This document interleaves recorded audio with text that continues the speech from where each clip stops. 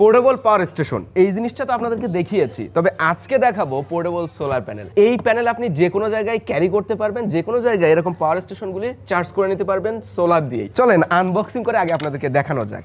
এই দেখেন বক্সের ভিতরে এরকম সুন্দর একটি ব্যাগ দেওয়া হয়েছে, যার ভিতরে মূলত প্যানেলটি থাকছে। আর এখানে রয়েছে সোলার কেবল এবং কয়েকটি হুক, যেগুলি দিয়ে মূলত সোলারটিকে আপনি যে কোনো জায়গায় সেট আপ করতে পারবেন। এবার প্যানেলটি দেখার পালা। এই হইলো ইকোফ্লোর সোলার প্যানেল। এটা হলো 110 ওয়াটের প্যানেল। এরকম 200-400 প্লাসও প্যানেল রয়েছে, যেগুলো কিনা পোর্টেবল। প্রথমে সোলারের সাথে কেবল ইন করতে হবে।